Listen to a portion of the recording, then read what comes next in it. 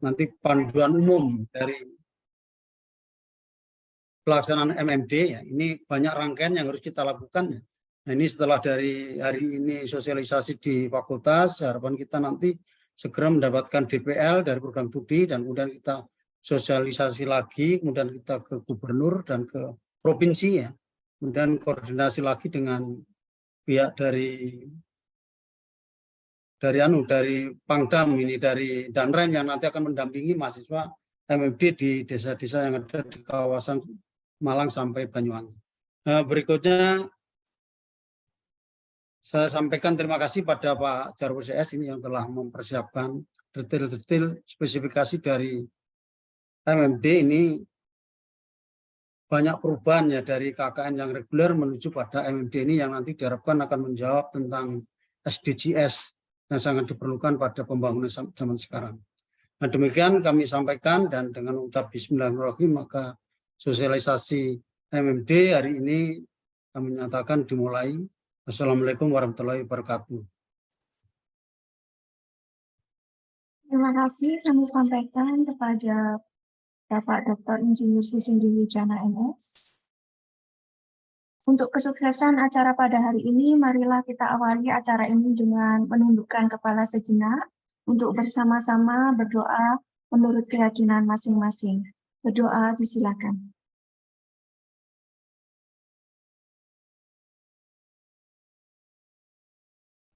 Terima kasih, semoga acara pada hari ini dapat berjalan dengan lancar dan memberi banyak manfaat. Amin. Bapak Ibu yang kami hormati, acara pembukaan telah kita lalui bersama. Sebelum memasuki paparan materi, kami mohon perkenan Bapak Ibu untuk sesi foto bersama. Kami mohon untuk mengaktifkan kamera.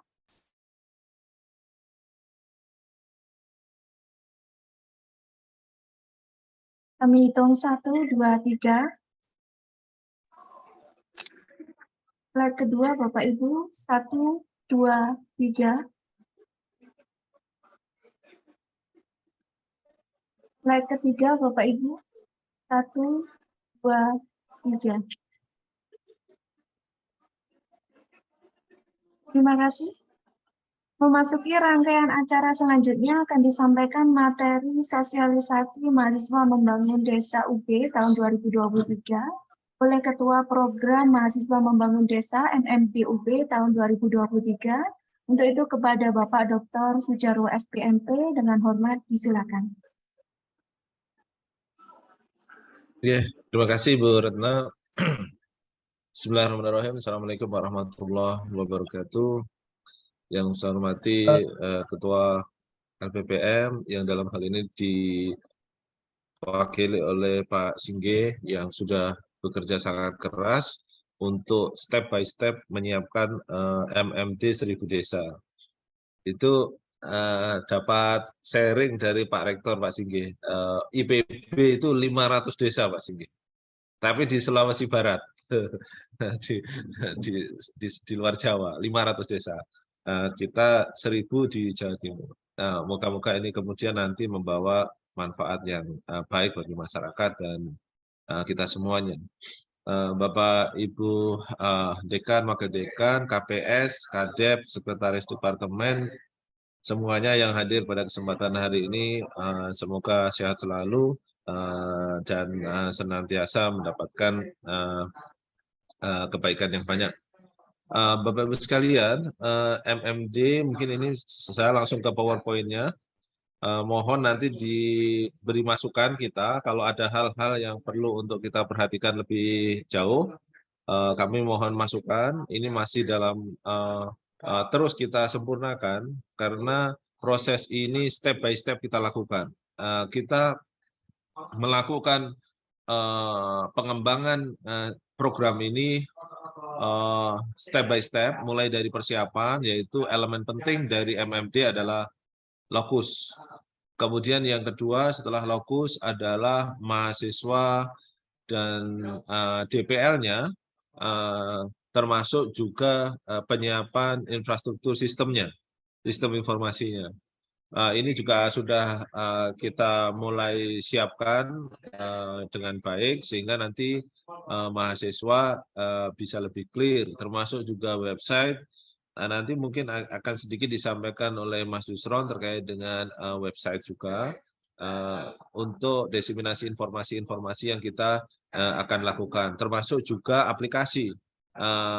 Perlu diketahui Bapak Ibu sekalian, untuk aplikasi kita mengaugmentasi aplikasi yang dikembangkan oleh teman-teman di Philcom.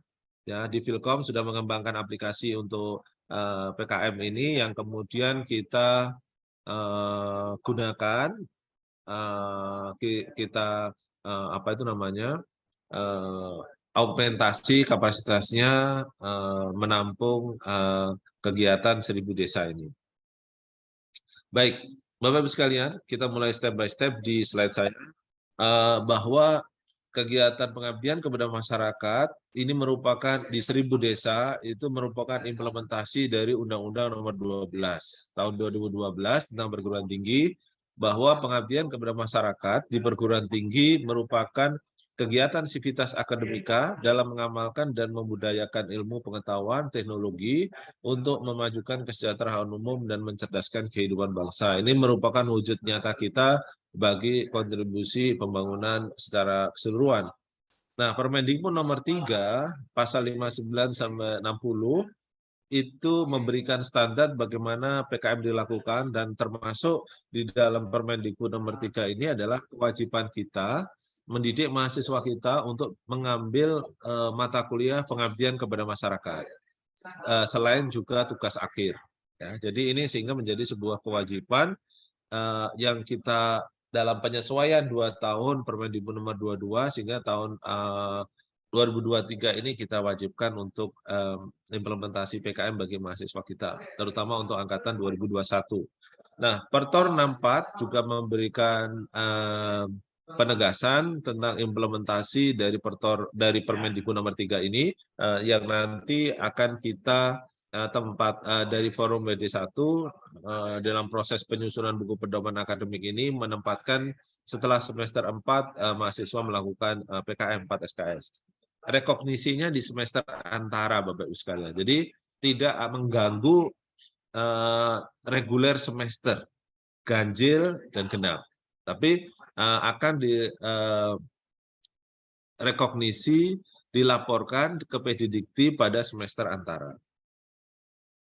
Kegiatan pengabdian kepada masyarakat oleh mahasiswa Universitas Brawijaya di 1000 desa ini selanjutnya disebut dengan Program Mahasiswa Membangun Desa di 1000 Desa atau MMD 1000D tahun 2023. Seperti yang saya sampaikan tadi Bapak-Ibu sekalian, posisi dari mahasiswa yang kita wajibkan untuk MMD itu adalah di semester setelah semester 4. Sehingga nanti oleh sistem, by system, itu nanti di siamnya mahasiswa, masing-masing akun siamnya mahasiswa akan ada notifikasi untuk registrasi di MMD, di program MMD. Bagi mahasiswa yang 2021 itu wajib, kemudian 2019 sampai 2020 itu opsional. Akan ada muncul tetapi tidak diwajibkan. Nah, ini kemudian nanti akan diarahkan untuk registrasi di aplikasi di luar sistem, tetapi ketika dia mengklik untuk keikutsertaan di program itu otomatis akan direkognisi sebagai KRS di semester antara nanti. Sehingga sudah desain by system. Bapak-Ibu sekalian, ini sebagai landscape pendidikan yang diadaptasikan dengan programnya Dikti terkait dengan MBKM. Nah, dan Permendikbud nomor 3 yang jelas ada di 2 tahun untuk pengembangan kompetensi di program studi. Ya, ada 2 tahun pengembangan kompetensi di program studi. Kaitannya dengan teori, keilmuan di fakultas dan program studi dengan kolaboratif kelas yang kemudian setelah pencapaian kredit 80-an bagi mahasiswa itu, kemudian mahasiswa dalam landscape-nya kurikulum kita secara umum di Universitas Brawijaya, setelah semester 4, kemudian ada 4 SKS pengabdian masyarakat. pengabdian di masyarakat ini yang kemudian dikenal dengan MMD 1000D, itu 1000 desa.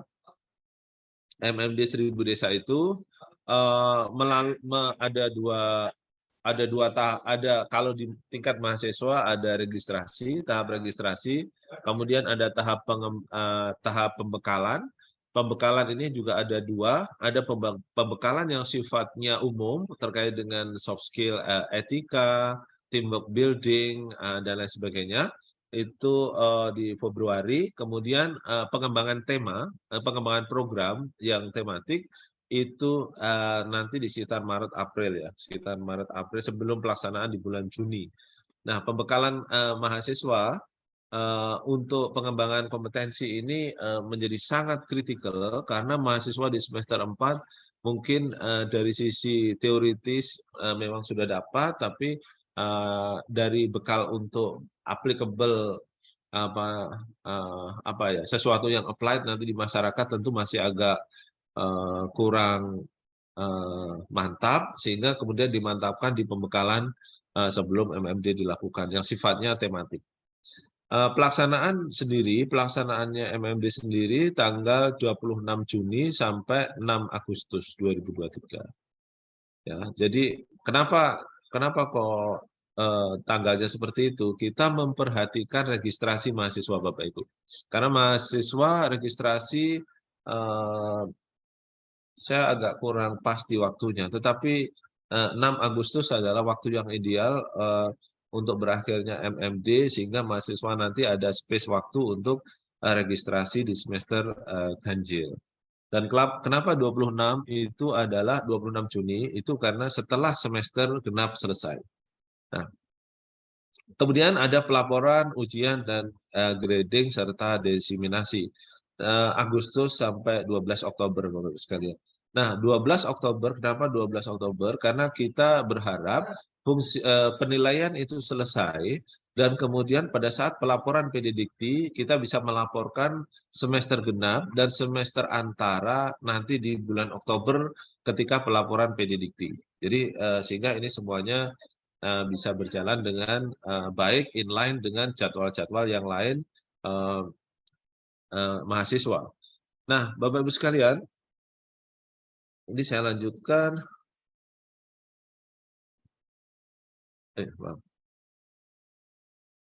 Jadi, sebagaimana saya katakan tadi, yang wajib adalah angkatan 2021, ini setelah semester 4. By system itu sudah dipasang rule-nya. Kalau kemudian memenuhi rules itu, mahasiswa akan pop up di SIAM-nya, itu eligible untuk MMD 1000 desa. Jadi otomatis akan pop up informasi itu di akunnya akun SIAM masing-masing mahasiswa. Ini adalah prosesnya. Jadi mahasiswa melakukan pendaftaran secara online di website itu memang ada ini formnya. Jadi di SIAM itu ada informasi spesifik aplikasi, linknya nanti disediakan di sana, sehingga tinggal klik masuk ke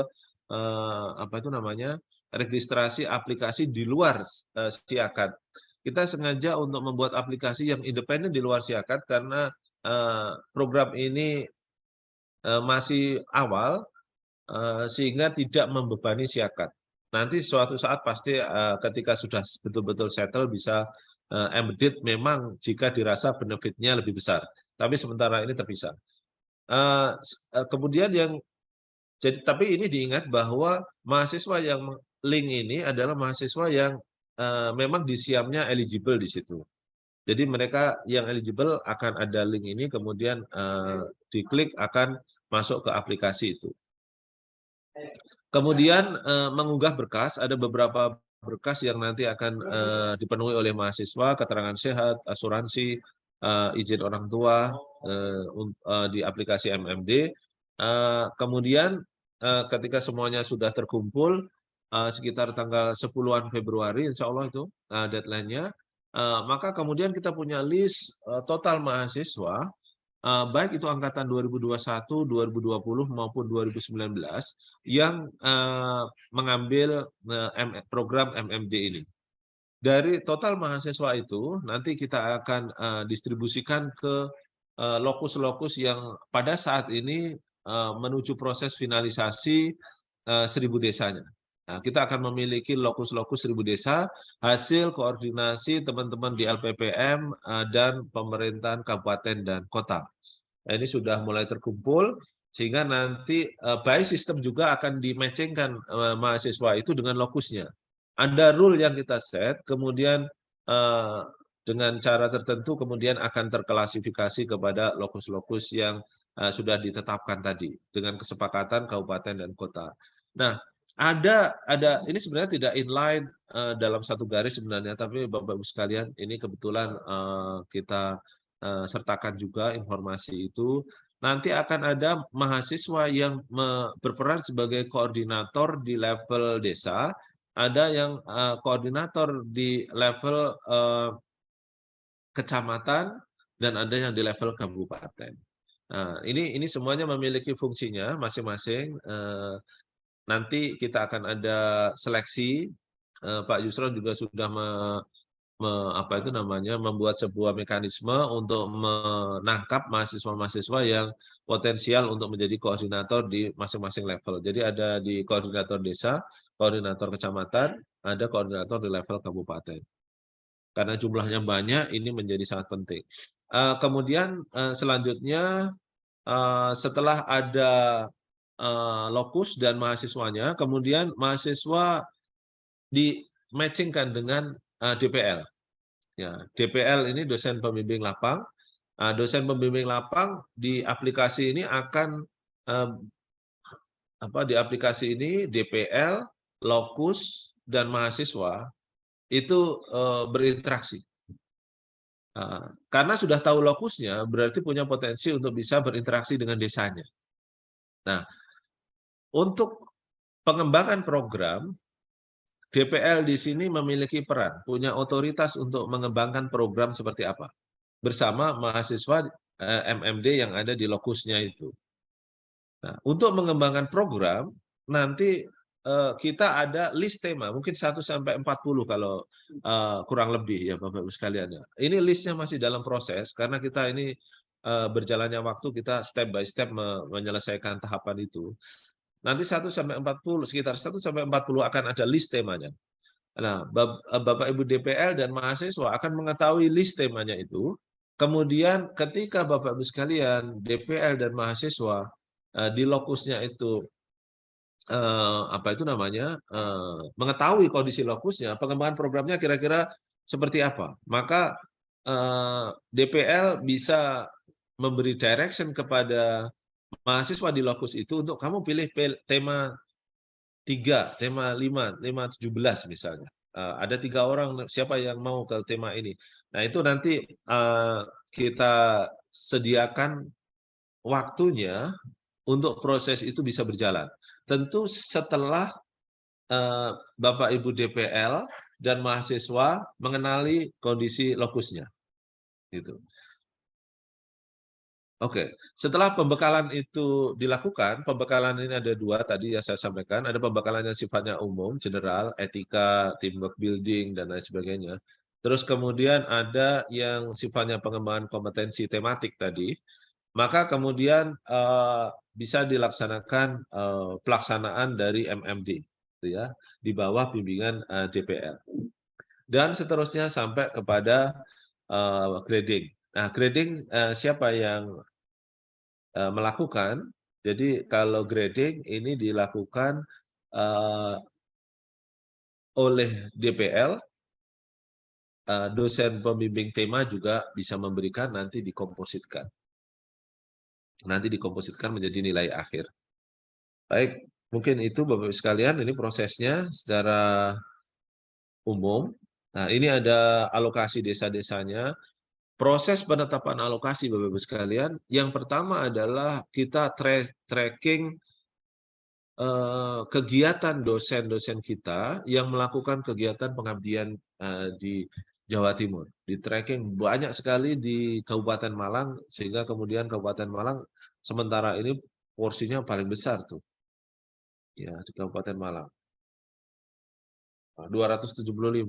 Ini masih akan ada bergeser ke kiri ke kanan sedikit sesuai dengan hasil koordinasi dengan kabupaten kota yang dilakukan oleh teman-teman tim di LPPM dan perwakilan fakultas. Bapak-Ibu sekalian, ini ada flow-nya yang saya coba buatkan. Kami buatkan kerjasama dari Forum BD1 dan juga LPPM, melibatkan ini memang nanti juga akan melibatkan BPPM fakultas juga. DPL diusulkan, kemudian ada koordinasi, ada beberapa hal yang akan kita sasar terkait dengan IKU, terkait dengan IKM. Jadi nanti harapannya kemudian bisa direkognisi sebagai dosen berkarya di luar kampus. Karena proses ini berjalan mulai sejak awal, kita bisa merekognisi 6 bulan, sekitar 6 bulan nanti kegiatan dosen membimbing mahasiswa untuk FMD ini.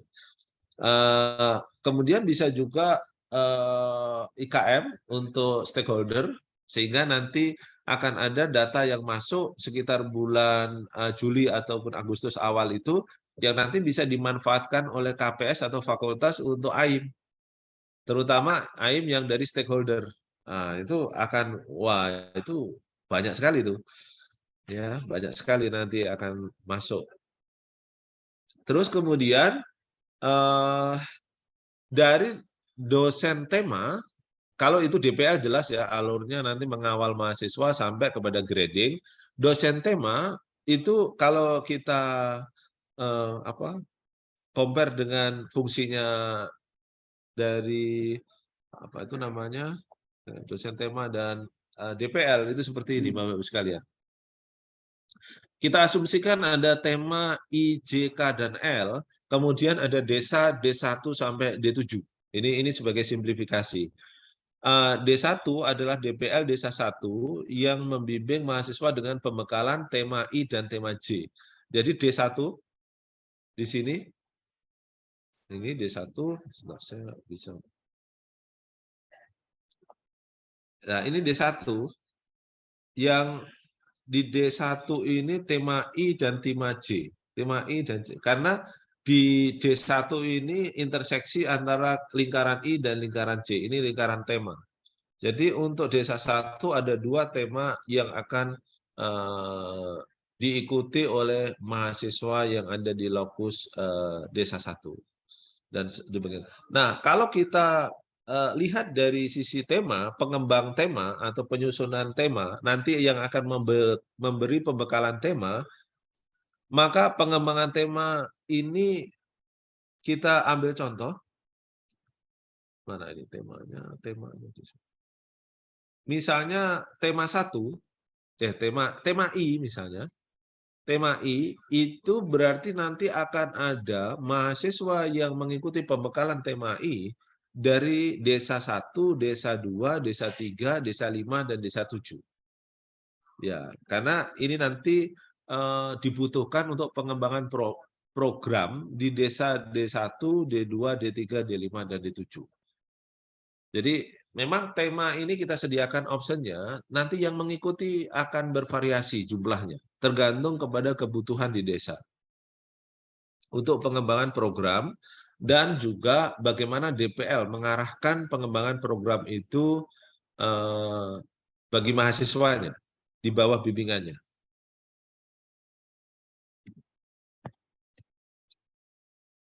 Tema besarnya Bapak-Ibu sekalian kalau kita bisa klasifikasikan, karena sasaran kita akan ada di SDGs.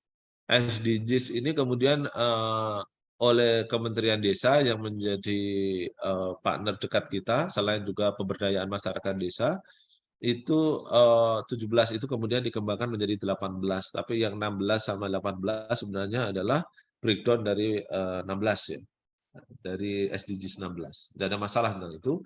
Tema besarnya tentang pengembangan kapasitas ekonomi, pendidikan, lingkungan sehat yang berkelanjutan, dan ini mohon maaf saya agak ketutup nih. Dan pengelolaan desa tangguh berkelanjutan. Ini kaitannya dengan pengelolaan kelembagaan. Bapak sekalian, ini nanti PowerPoint-nya bisa di share saja Pak Yusron nanti supaya tidak lama-lama saya presentasi, nanti kita bisa tanya diskusi, kita bisa diskusi. Jadi ini divisi pengembangan kapasitas ekonomi, ini ada goals yang dituju, kemudian outputnya. Ini alhamdulillah tadi barusan ketemu dengan Bu Dani dari FMIPA terkait dengan sertifikasi halal. Harapannya UMKM juga bisa mengakses sertifikasi halal itu, dan itu sosialisasi, pendampingan, bahkan mungkin sampai ke sertifikasi halalnya, jangan-jangan ini kita mampu untuk mendorong itu di UMKM-nya di Jawa Timur. Ini akan menjadi luar biasa kalau itu bisa terjadi. Dan saya punya harapan dan punya istilahnya ekspektasi itu akan bisa kita realisasi. Terus kemudian prioritas mahasiswa yang terlibat, sebenarnya ini hanya guidance umumnya, sebenarnya siapapun bisa saja terlibat, hanya kita prioritasnya mahasiswa mana lah gitu ya. Tapi tidak akan membatasi bagi siapapun yang ditugaskan oleh DPL untuk mengikuti tema-tema tertentu. Oke. Jadi ini tema besar Bapak-Ibu sekalian, tapi nanti akan ada breakdown temanya. Kalau di tema 1 ini, pengembangan kapasitas ekonomi bisa di breakdown jadi banyak gitu ya. Totalnya mungkin sekitar 40-an. Ya. Terus kemudian ada quality education, ini mungkin kalau boleh secara umum ya, ini teman-teman di FIB Ilmu Budaya yang akan menjadi leadernya ya, yang utamanya terkait dengan pengembangan kualitas pendidikan ini. Ada juga school watching, ini turunan dari kemarin MBKM Semeru, ini ternyata sangat bermanfaat bagi masyarakat, edukasi untuk untuk siswa ketika terjadi bencana, dan ini juga akan kita kembangkan lagi nantinya. Oke, ini divisi lingkungan sehat berkelanjutan, ini nanti dari prioritas mahasiswa yang terlibat, tentu ini pembekalan apa dan ini apa harapannya. Ini open untuk diskusi Bapak-Ibu sekalian, betul-betul ini merupakan milik kita bersama. Mari kita maksimalkan potensi yang bisa kita capai dari implementasi MMD ini. Kemudian ini pengelolaan desa tangguh, ada kaitannya dengan goals 12, 16, dan 17, outputnya terkait dengan pengelolaan administrasi, kelembagaan, pengembangan desa wisata, industri kreatif, pengembangan kolaborasi, dan kemitraan desa. Dan ini salah satu guidance kita untuk bagaimana tema itu mengadres isu SDGs. Sehingga nanti pelaporan-pelaporan yang dihasilkan oleh penyusun tema, termasuk juga nanti ke reportnya, itu bisa ditarik ke SDGs nanti, supaya nanti menjadi input bagi perankingan THE Impact Ranking yang address isu SDGs. Nanti di teman-teman LPM kaitannya dengan pemeringkatan, saya pikir input ini akan menjadi sangat baik bahwa UB berpartisipasi dari pengembangan SDGs, gitu ya. Itu international recognition kaitannya dengan ranking, saya pikir akan punya daya ungkit. Ini pengembangan modulnya, Bapak-Ibu sekalian. Sekali lagi nanti mohon bantuan Mbak Retna untuk share saja dari apa yang kita sudah diskusikan di PowerPoint ini, sehingga nanti bisa dicermati lebih baik dan kita bisa diskusi lebih ke diskusi begitu ya. Jadwal-jadwalnya sudah kita set Bapak-Ibu sekalian. Kita sementara ini memang sudah on the right track. Tetapi kaitannya dengan workshop buku panduan kita masih belum, karena teman-teman di WD1 baru saja datang, termasuk saya tadi malam, jadi ini agak mundur sedikit. Tetapi ini bagus karena kita terus melakukan akumulasi knowledge untuk desain dari MMD ini secara lebih fix. Ini terbukti tadi barusan ketemu dengan Institut Halal EHT, Halal Thayyib, ini kemudian sinergi dengan MMD, ini adalah bukti kita sudah mulai menggelinding bola saljunya, masing-masing unit ataupun fakultas yang memiliki upaya pengembangan Center of Excellence. Saya pikir ini menjadi sebuah menjadi sebuah tempat ya untuk bagaimana diseminasi itu bisa dilakukan sampai ke level masyarakat nantinya. Oke, Bapak sekalian, saya pikir sementara itu mungkin Pak Yusron bisa menyambung kaitannya dengan website, Pak Yusron. Oke, matur nuwun Pak Jarwo. Assalamualaikum warahmatullahi wabarakatuh. Salam. Selamat siang Bapak Ibu semuanya. Jadi saya Yusron, saya selaku Ketua Pusat KKN di LPPM UB. Saya ingin sharing ke Bapak Ibu semuanya sehingga nanti mungkin akan ada masukan dari Bapak Ibu semuanya mengenai website yang sedang dikembangkan oleh tim dari TIK. Jadi dalam website ini beralamatkan di mmd.ub.ac.id.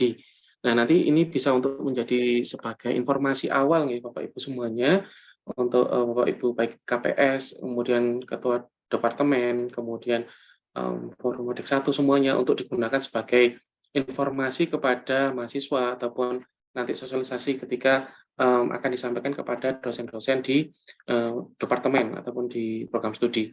Nah, di dalam website ini memuat yang pertama mengenai sekilas tentang program MMD, kemudian prinsip dasar, kemudian kompetensi, bidang fokus, dan juga luaran. Nah, di dalam sekilas mengenai kegiatan MMD, di sini disebutkan mengenai tujuan dari kegiatan MMD, kemudian siapa saja yang akan turut serta dalam kegiatan MMD. Di sini dijelaskan lebih spesifik mengenai dosen pembimbing lapang, kemudian ada masyarakat, baik itu mitra dan juga pemerintah, kemudian peran perguruan tinggi, dan juga tujuan dari MMD sendiri. Kemudian selanjutnya untuk yang prinsip dasar dari kegiatan MMD ini ada 5 prinsip dasar. Yang pertama adalah keterpaduan tridharma perguruan tinggi, interdisipliner, komprehensif, pragmatis, partisipatif, dan kolaboratif. Jadi nanti di dalam kegiatan ini dalam satu kelompok itu akan kita ajak semuanya dari program studi, semua program studi di UB, dan akan kita sesuaikan dengan kaitannya dengan tema-tema yang sudah disampaikan oleh Pak Jarwo tadi, dan harapannya dengan adanya interdisipliner di sini, mahasiswa ini bisa untuk menyelesaikan permasalahan dari masyarakat ini lebih bisa dari segala bidang kompetensi mereka. Nah, kemudian untuk kompetensi mahasiswa yang dibangun, ya, yang meliputi mahasiswa mampu menganalisa masalah dan juga potensi di masyarakat, kemudian mampu merancang program pemberdayaan, mengelola jejaring kerjasama interdisipliner, kemudian mahasiswa mampu untuk melaksanakan program pemberdayaan berbasis potensi dan juga kearifan lokal, dan mampu untuk menyusun pertanggungjawaban kinerja program. Nah, kemudian untuk bidang fokus, ini kita fokuskan tadi sudah disampaikan oleh Pak Jarwo, ada 18 Sustainable Development Goals atau SDGs desa, yang terdiri dari desa tanpa kemiskinan, kelaparan, dan sebagainya, hingga kelembagaan desa yang dinamis. Nah, kemudian untuk luaran yang diharapkan dari MMD, tadi banyak sekali sudah disampaikan oleh Pak Jarwo mengenai luarannya, nanti bisa untuk Bapak Ibu sampaikan juga bahwa mahasiswa sendiri nanti diharapkan bisa untuk membuat laporan kegiatan secara individu, kemudian ada video, kemudian ada publikasi kegiatan, dan juga publikasi artikel ilmiah. Nah, nanti luaran-luaran ini akan digunakan sebagai mendukung ya tentang pencapaian impact ranking THE dari UB. Nah, kemudian setiap kegiatan nanti kami akan melakukan pemberitaan. Jadi ketika adik-adik nanti melakukan suatu kegiatan di masyarakat, kita akan fasilitasi pemberitaannya melalui website yang telah dibuat seperti ini. Nah, kemudian berikutnya tadi juga sudah sempat disinggung oleh Pak Jarwo mengenai mahasiswa nanti akan melakukan pendaftaran melalui KRS-nya. Jadi seperti ini contohnya Bapak Ibu, nanti akan ada form pendaftaran mahasiswa membangun desa, dan ini diwajibkan untuk angkatan yang 2021. Nah, kemudian untuk informasi yang nanti mahasiswa harus isi, ini meliputi nama, NIM, dan provinsi asal, kemudian akan ada informasi mengenai nomor handphone dari orang tua ataupun alamat orang tua. Kemudian nanti akan perlu untuk diisi oleh mahasiswa mengenai pengalaman organisasi, prestasi, keahlian, kemudian riwayat penyakit, dan juga nanti program apa yang mungkin akan mereka berikan ke masyarakat. Mungkin mereka sudah memiliki ide-ide tentang hubungannya tentang pengabdian, nanti bisa untuk dituliskan di sini. Nah, file yang perlu diupload di sini meliputi BPJS, kemudian surat izin dari orang tua, kemudian surat keterangan sehat, dan nanti kita membutuhkan untuk KTP sebagai perizinannya. Nah, nanti ini akan di pop up oleh TIK ketika mahasiswa melakukan KRS.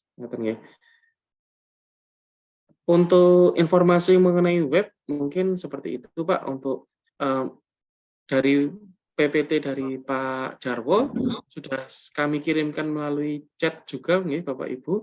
Kemudian untuk apabila Bapak Ibu ada pertanyaan yang disampaikan kepada Pak Jarwo atau saya, bisa dipersilahkan, Bapak Ibu.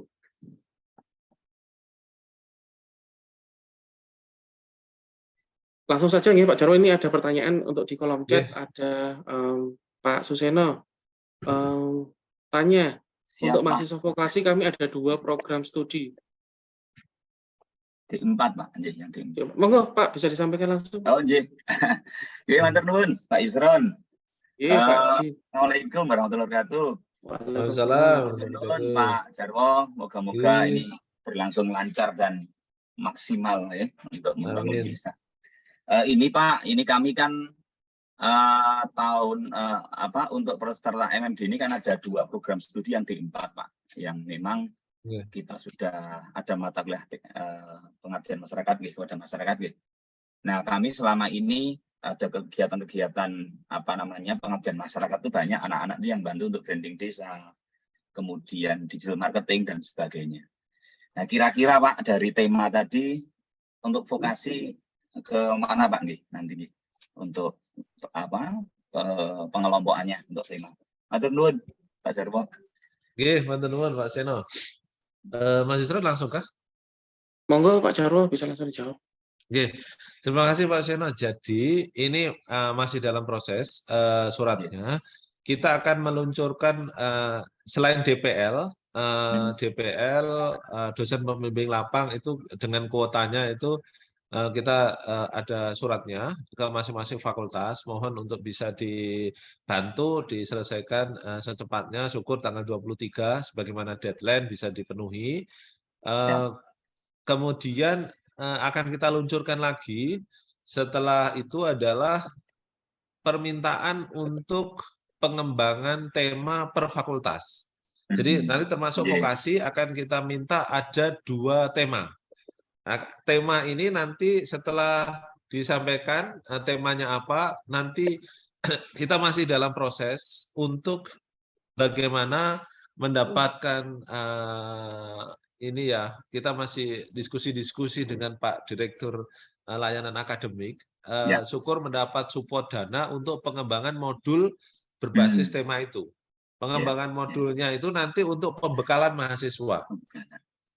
Jadi mahasiswa dari modul itu dibekalkan, modulnya dibekalkan kepada mahasiswa, terus penyusun modul itu sekaligus kira-kira membutuhkan data gini, dari tema, modul, terus ada survei kecil yang bisa dilakukan oleh mahasiswa. Survei ini nanti kita akan compile dan akan dilakukan oleh mahasiswa yang akan di lapang untuk mensupport data centernya UB.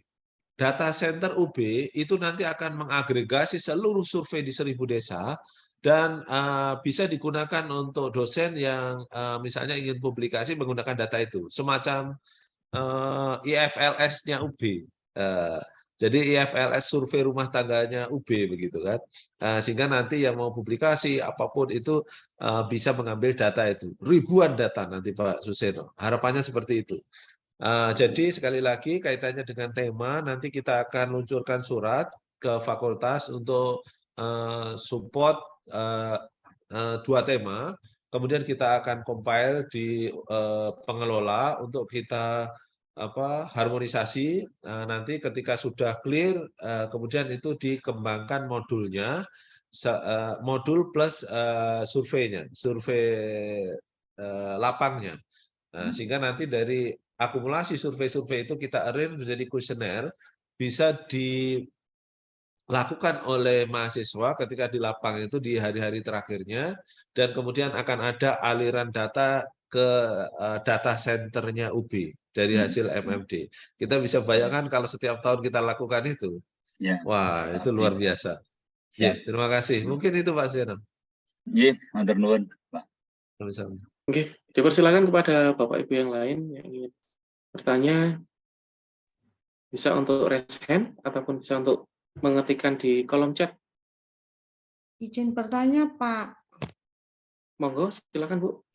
Oke, terima kasih Pak Jarwo. Saya Lili dari Oke. Kebidanan. Oke, Mohon Bu maaf Lili. tadi agak ketinggalan, Nggih. Saya mengklarifikasi kembali bahwa nanti ada pengakuan 4 SKS.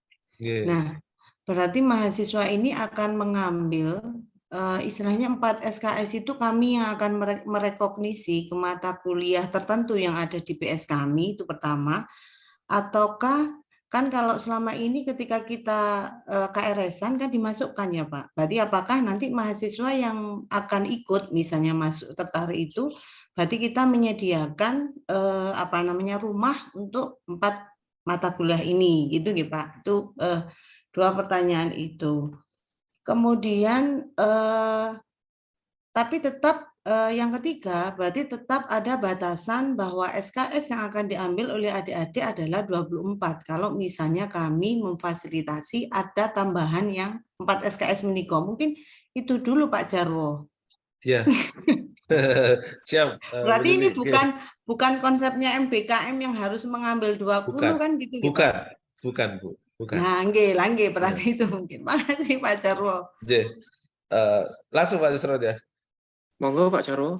Jadi Bu Lili kalau lihat saya langsung lihat persepsinya ke MBKM ya Bu Lili. Iya, bukan Bu Lili. Jadi ini di luar yang 20 SKS MBKM membangun desa. Itu memang ada bentuk membangun desa itu ada 20 SKS. Tapi yang MMD ini memang kewajiban yang diberikan oleh Permendikbud nomor 3 harus dilakukan mahasiswa, yaitu selain tugas akhir, baik itu penelitian, perancangan, atau pengembangan, itu adalah pengabdian kepada masyarakat, yang kemudian diterjemahkan di dalam Pertor 64 kita tentang pedoman akademik, itu pengabdian kepada masyarakat di semester 4. Lebih spesifik lagi, nama programnya Mahasiswa Membangun Desa atau MMD ini. Jadi itu 4 SKS. Kalau kemudian ini direkognisi, diambil oleh mahasiswa dan direkognisinya di semester antara, tidak di semester ganjil atau di semester genap, di semester antara. Jadi di semester break itu loh, semester break bulan Juli Agustus itu. Ya, jadi tidak mengganggu kurikulum di reguler semester. Pun demikian, kalau misalnya di FK misalnya, ternyata itu karena sistem blok ataupun apapun itu, desainnya itu hanya mampu menangkap 2 SKS, saya berharap harmonisasinya tetap bisa dilakukan. Ya, kalau ada kasus khusus mungkin kita nanti perlu diskusi khusus, tetapi kehadiran dari aspek kesehatan bagi masyarakat nanti untuk MMD ini sangat dibutuhkan, sangat dibutuhkan. Jadi Bu Lili nanti yang memberikan grading oleh tema sama DPL, diagregasi. Jadi tidak oleh fakultas. Nanti otomatis akan masuk ke Siado, nilainya masuk ke Siap, masuk ke Siakap. Jadi ya kayak dosen ngasih assessment itu di Siadonya.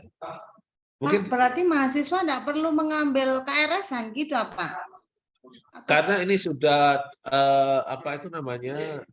pasti di semester antara.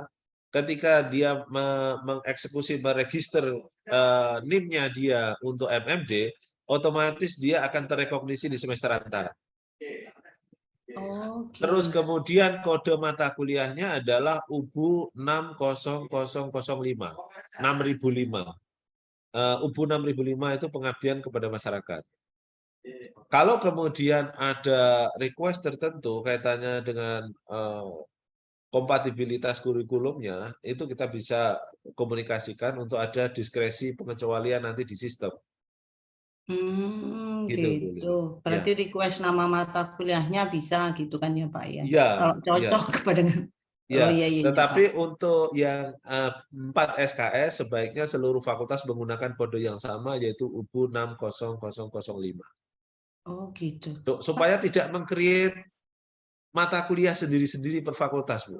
Karena itu nanti kan jadi banyak itu kodenya itu.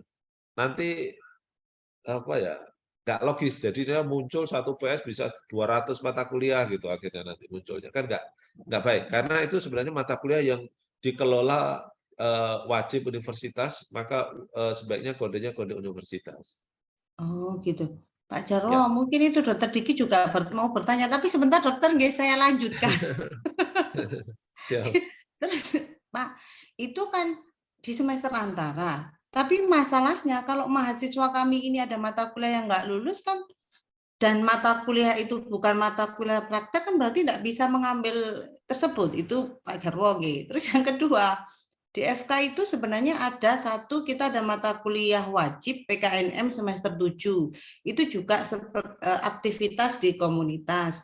Kemudian ada juga mahasiswa maba, itu juga ada ke komunitas, ada praktek sendiri lah gitu. Itu gimana? Mungkin nanti bisa disambungkan sama Dokter Diki, Pak Jarwo, matur suwun. Ya, oke Bu Lili. Jadi ini request-nya adalah di atas semester 4.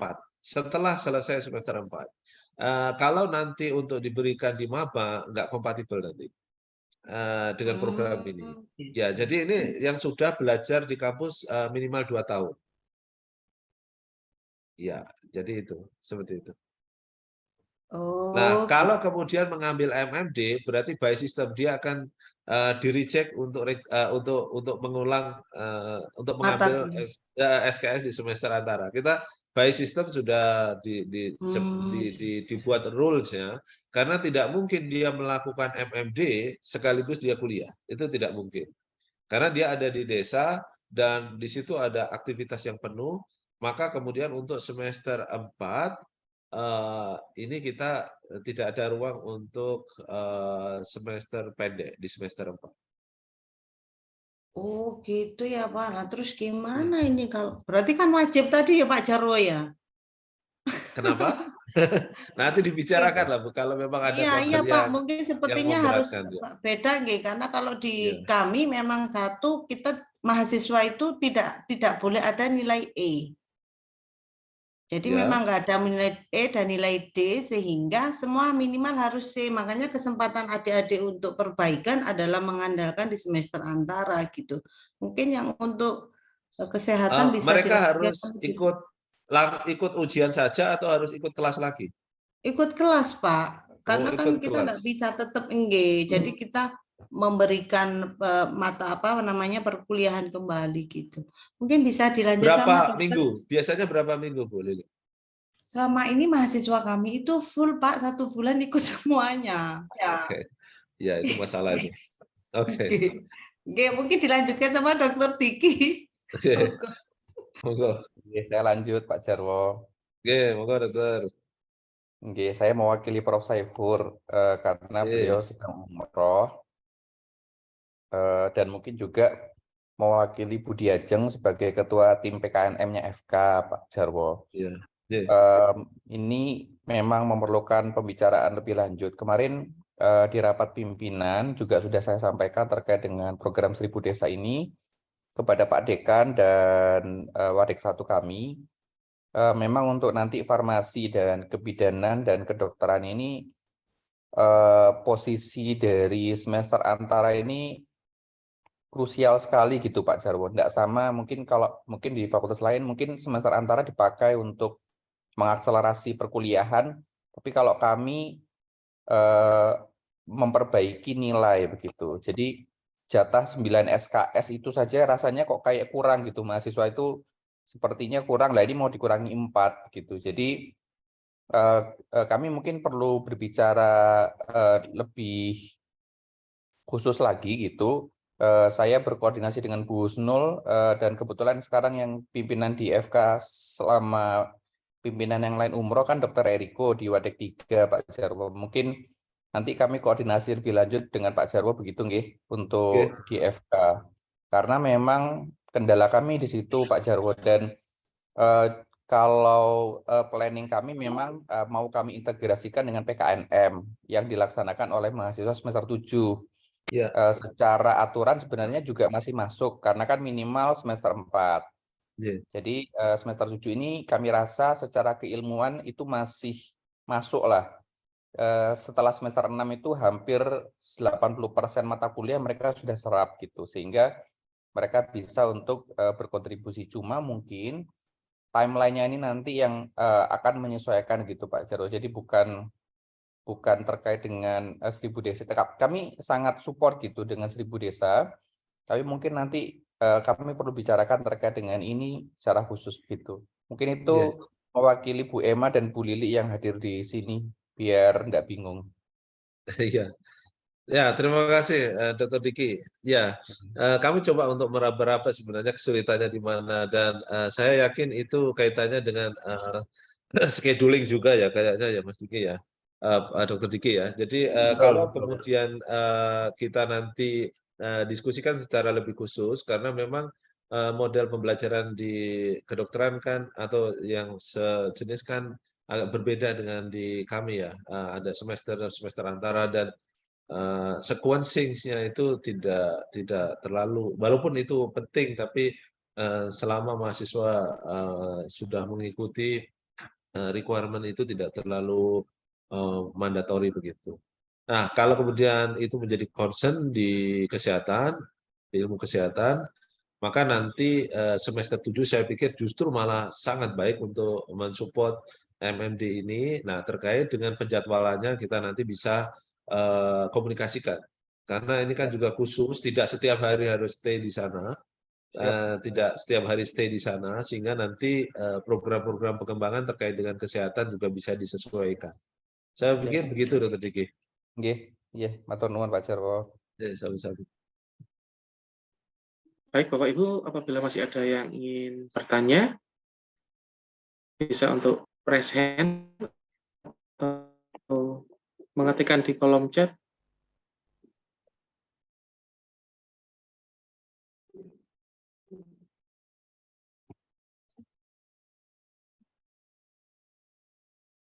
Sepertinya sudah jelas semua, Pak Jarwo. Ya, iya, Mas Susran. Mungkin ini sedikit ya, Bapak-Ibu sekalian.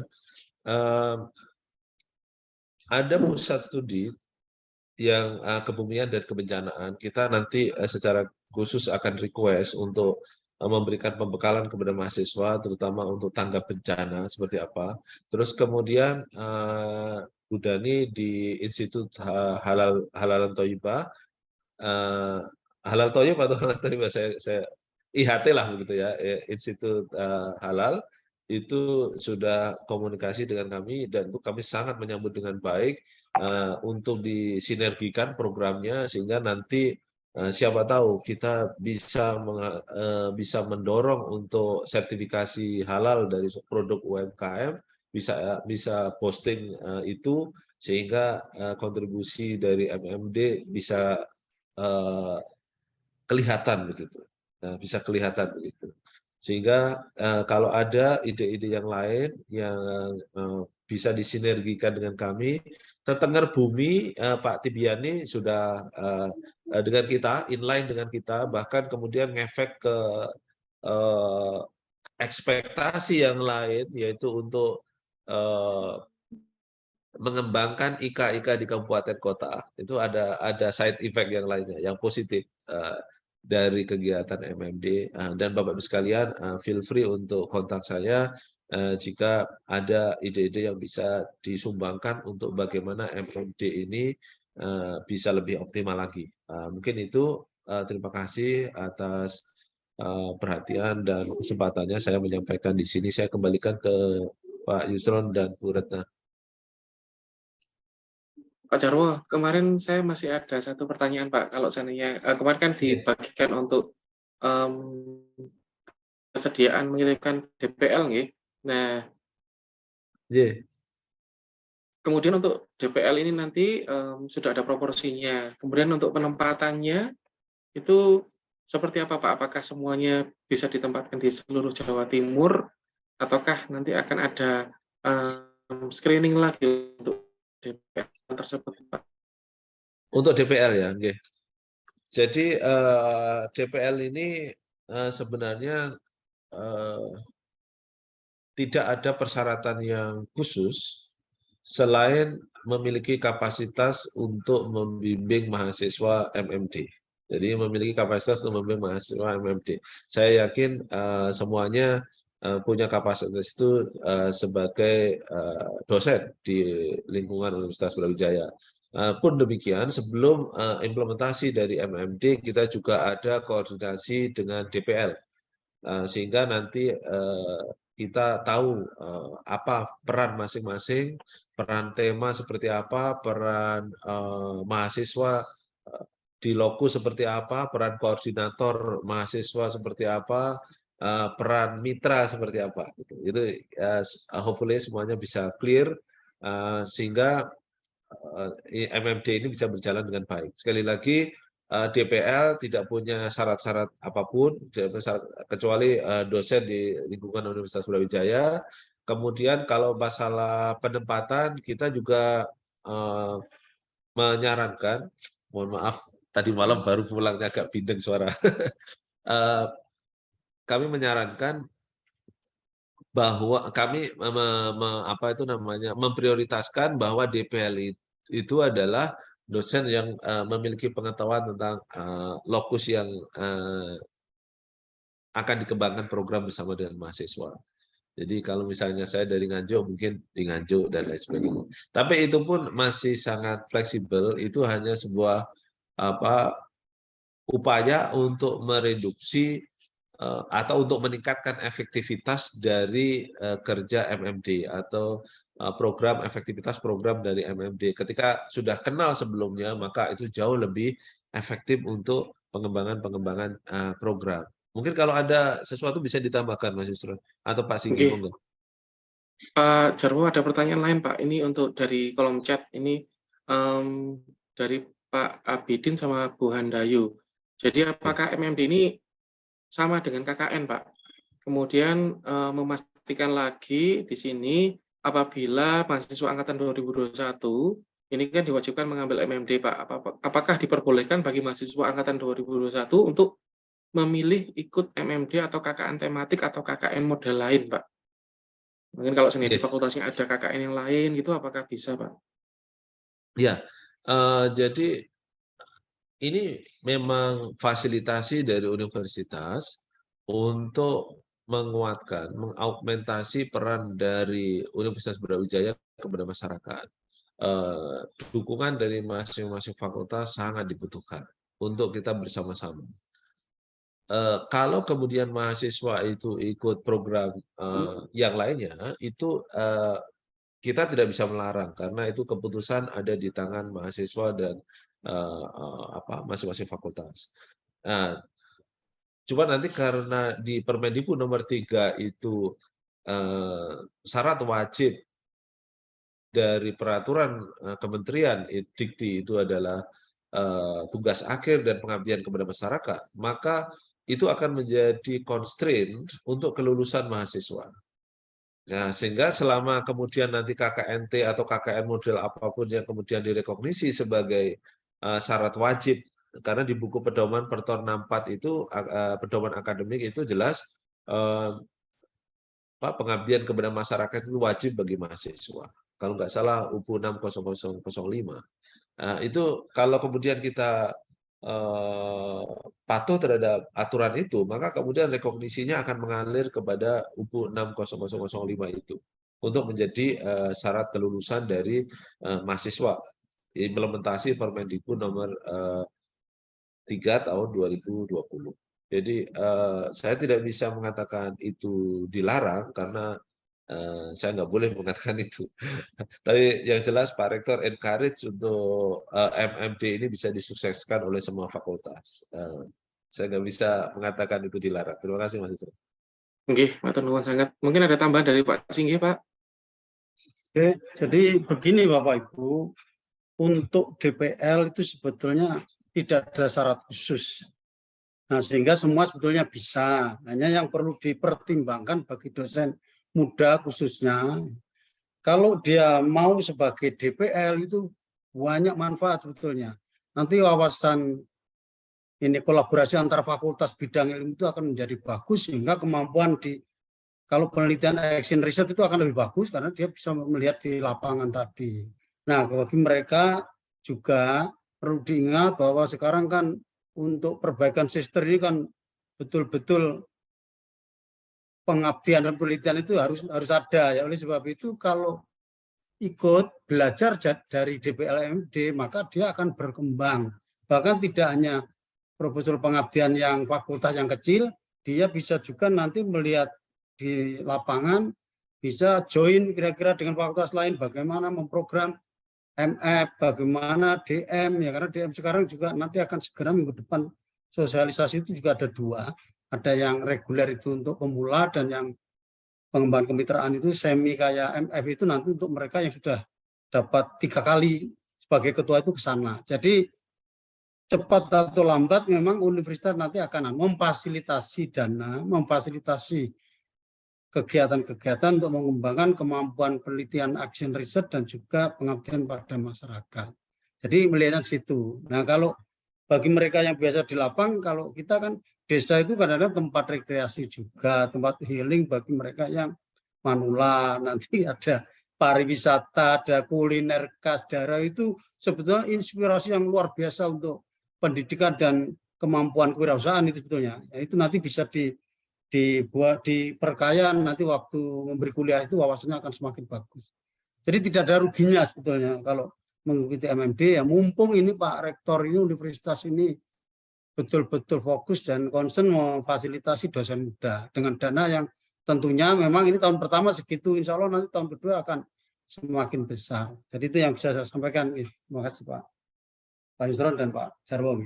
Terima kasih Pak Singgih. Sedikit menambahkan Pak Jarwo tadi untuk mahasiswa nanti untuk MMD ini tidak ditarik biaya sama sekali nggih Pak Jarwo nggih. Jadi untuk mahasiswa ya malah kita akan memberikan pembiayaan yang pertama mengenai transportasi nih Bapak Ibu untuk mahasiswa menuju ke lokasi dan juga mahasiswa untuk pulang. Nah, selain itu nanti kita juga akan memprogramkan bantuan kegiatan per kelompok. Nah, nanti ada bantuan kegiatannya nanti akan bisa digunakan mahasiswa untuk melakukan aktivitas yang disesuaikan dengan potensi dari desa. Untuk melakukan realisasi dari program kerja yang mereka rancang dengan DPL-nya, Pak Jarwo. Jadi untuk kegiatan ini murni 100% gratis, Bapak Ibu. Mahasiswa tidak perlu berbayar. Jadi kalau kita sudah banyak fasilitas yang akan kita dapatkan, bisa kita manfaatkan semaksimal mungkin, ya, supaya nanti bisa untuk turut serta di MMD ini. Ngaten Pak Jarwo? Mungkin Bapak Ibu yang lain tidak ada yang raise hand juga, dan di kolom chat juga sudah kosong, tidak ada pertanyaan lagi. Saya kira sekian Bapak Ibu semuanya. Masih ada nih Pak Herman. Terakhir Pak Herman Monggo Pak Herman. Ya, mohon maaf karena tadi nggak ngikuti dari awal. Mungkin terkait dengan peserta Pak Jarwo, ini dipastikan bisa untuk seluruh mahasiswa UB atau ada kuotanya, sehingga fakultas itu kita ngirim semua atau dibatasi, sehingga kemudian kita kalau memang bisa mengakomodir semua mahasiswa, kita nggak perlu bikin lagi yang versi fakultas, sudah kita serahkan ikut MMD semua gitu. Kemudian terkait dengan biaya, saya pikir mungkin kalau kita ngomongnya sekarang mahasiswa tidak perlu bayar, kalau pengalaman kami mungkin nanti mahasiswa perlu urunan sendiri, misalkan kalau mereka mau bikin kaos tim di desa dan sebagainya, ada kemungkinan seperti itu. Jadi kalau kita sampaikan ke mahasiswa full bebas biaya, mungkin takutnya nanti tiba-tiba ada biaya ini itu jadi ini masalah di mahasiswa. Jadi mungkin di awal disampaikan aja biaya yang di cover oleh universitas itu ini, biaya mana yang kemungkinan bisa jadi kita narik ke mahasiswa. Saya pikir pasti mereka akan ada biaya yang di luar yang di cover oleh universitas atau di program ini. Gitu kira-kira Pak Jarwo mungkin bisa ditanggapi. Terima kasih. Oke, terima kasih. Langsung ya Pak Yusron. Oke. Monggo Pak. Oke. Ya, jadi kita ada 1000 desa, Pak Herman ya. Jadi 1000 desa, kalau kita isi satu desa 20, saya pikir itu akan juga sangat baik. Dan kita sudah dengan LPPM, koordinasi dengan LPPM se-Jawa Timur, sehingga lokus kita punya potensi akan menjadi referensi untuk tidak dimasuki oleh universitas yang lain. Sehingga tidak terjadi benturan-benturan program nanti. Sehingga kita nanti 1000 desa diisi 20 misalnya, itu berarti totalnya 20.000 mahasiswa.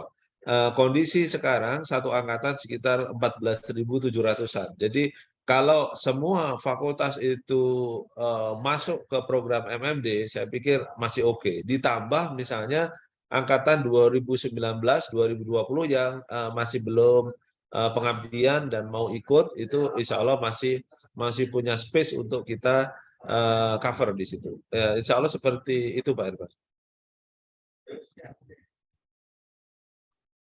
Ya, berarti bisa mengcover semua mahasiswa ya Pak Jarwo ya? Ya, insya Allah bisa. Yang di fakultas gitu maksudnya. Oke, bisa Pak Irfan.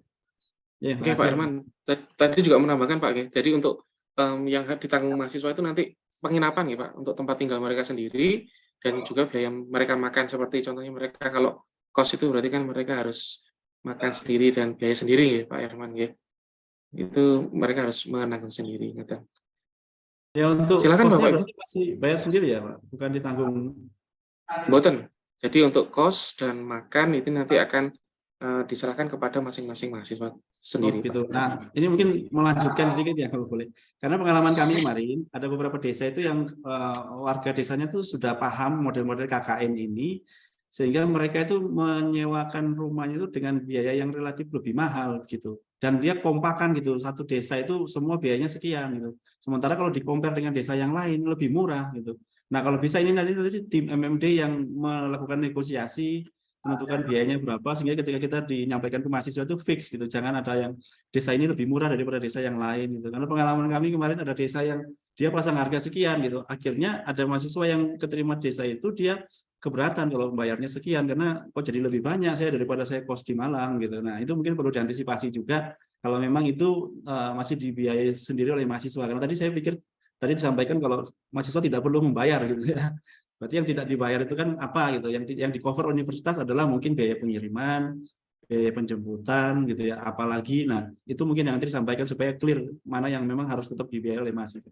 Mungkin ya mohon perhatian terkait dengan tempat kos atau tempat menginap mahasiswa itu perlu dikondisikan, jangan sampai warganya menarik yang lebih besar sehingga antar desa bisa jadi biaya yang tidak seragam gitu.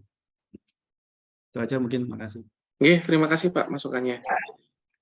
Saya kira ini yang terakhir nih tadi Pak Herman sudah kita sepakati. Terima kasih Bapak Ibu untuk pertanyaan yang sudah disampaikan juga. Saya akhiri untuk sesi tanya jawab. Cukup sekian. Assalamualaikum warahmatullahi wabarakatuh. Saya kembalikan lagi ke Mbak Retna sebagai MC. Terima kasih kami sampaikan kepada pemateri Pak Dr. Sujarwo SPNP dan Bapak Yusron Sugiarto STP MP NSJPS. Bapak Ibu peserta kegiatan daring yang berbahagia, tibalah kita di penghujung acara sosialisasi program mahasiswa membangun desa yang diselenggarakan oleh Forum Wadek 1 dan LPPM Universitas Brawijaya. Atas nama panitia kami mengucapkan terima kasih atas keikutsertaan Bapak Ibu dan mohon maaf apabila ada yang kurang berkenan. Akhir kata, wassalamualaikum warahmatullahi wabarakatuh. Waalaikumsalam warahmatullahi wabarakatuh. Terima kasih Mbak Retna, Pak Yusron, Pak Singgi. Matur nuwun, Pak Herman, izin. Matur nuwun semuanya. Matur nuwun.